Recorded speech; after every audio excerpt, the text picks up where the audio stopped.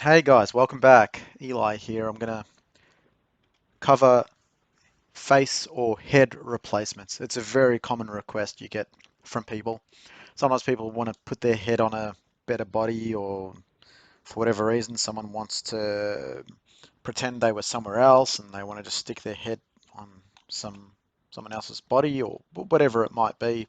Sometimes they just need different faces on stock images. So it is a common request, but what we're going to do, I'll grab this man's head here and put it on this man's body here. So, look, if someone gave me this job and said, can you put this man's head on this person's body?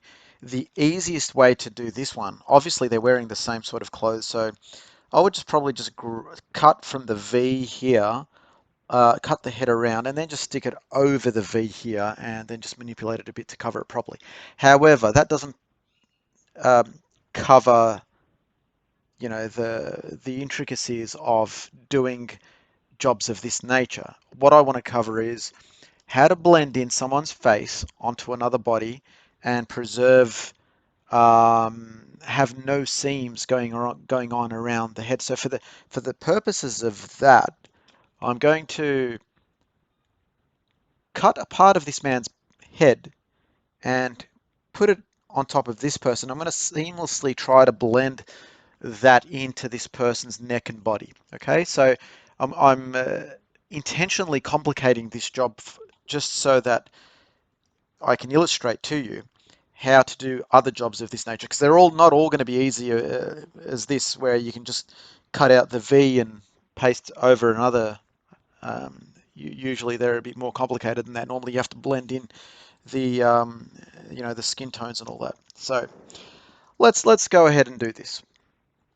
Okay, so look, if you're going to do this from a different image, always the first requirement is ensure there is similar lighting conditions throughout.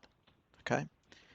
Now, because this is the same image, obviously the lighting is consistent, so I don't have to worry about that. But if someone's going to give you an image and say, I need this person's head on this person's body, for example, the first thing you want to make sure is that they both have similar lighting conditions. If they both have indoor lighting, then make sure that the lighting is coming from the same direction on both. Of course, you can flip a head around and artificially kind of create that. But if someone's got light coming from a spotlight coming from the top and the other face has a spotlight coming from the left, it's not gonna, it'll look fake. So just bear that in mind. The other thing, if it's going to be outdoor lighting, as this has like a really kind of daylight thing happening. Okay. If it is going to be outdoor lighting, then just ensure that it is still consistent. One, you can't have sunlight. I've just removed the visibility on that back layer, and I'm just good because I just want to work on this. I've cut and pasted, so I just want to work on this individually. But yeah, so if you've got diffuse lighting as this, then you can only paste it on a diffuse lighting body. You cannot mix shadows and diffuse lighting. So that's important. I say this on most of my videos. Okay, I'm just going to complete this cut. So I'm using the fuzzy select tool, selecting, holding the mouse button down, pressing and dragging down. That does a good selection for me. You can see it's selected all that. Then I just press delete. That's removed the extra bits. Here, I'm just going to hold the mouse button down, do the same thing, delete, delete, delete, delete. Same thing here. Okay, I have a sufficient amount of this kind of removed. I think it's good enough. Okay, let me switch on the back layer again. Okay, now let me just cut that. I didn't mean to cut it here, although, so what I'm going to do, I'm just going to undo and restore the original image because I should have copied, not cut. There we go. Because I still have um, the other one in memory, I can just paste it again and I still have that there. Okay, now I'm going to put that there. However, let's just assume I didn't have this neck area because I could, again, I could just stretch this down and make it work easily. But what I really want to show you is blending in two people's heads. Let's just say it was like this. Let's say that's the image we have to work with, okay? And we need to somehow make that consistent. Well, there's a way. Okay, so the first thing here, right, is that the person's head behind this person is still showing. So select the base layer, select the clone tool, and you can clone over that, okay? So clone the old head out of the way.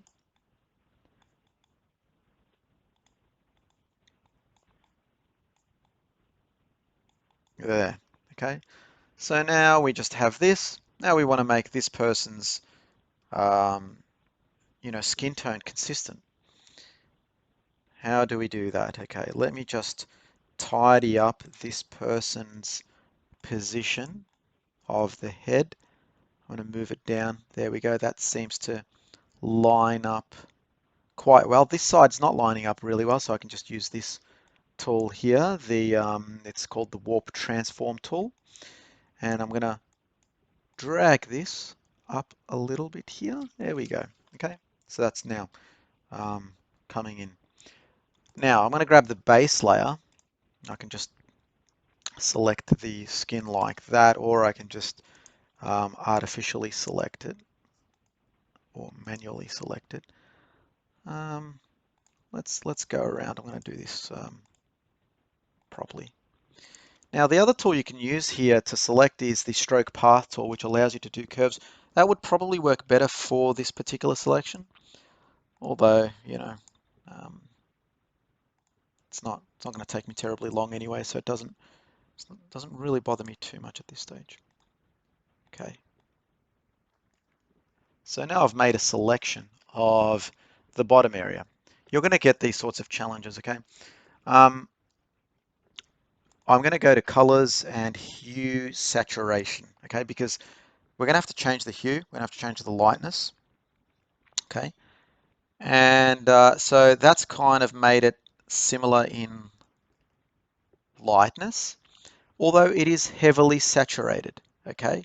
So I'm going to reduce the saturation, and you can see the skin tone is starting to look a little more consistent. There's less saturation, and maybe the hue needs to change a tiny bit. If I go back to 0, let me just show you what it's like at 0. It's a little bit greeny down here. Now, if I change the hue, okay, that introduces a little bit more red. Looks a little healthier like that, okay? And I can still kind of, if I need to, I can reduce the saturation or just find the happy point, okay? But I'm probably just going to leave it there, okay? So compare this here to this here. It looks very similar. I could probably increase the saturation there as well because that looks a little bit more, red there. So I could just, let me get that selection back, and I could just go back to saturation. I've got that reference point to compare to, so I'm gonna use it to my advantage. But what you can do is,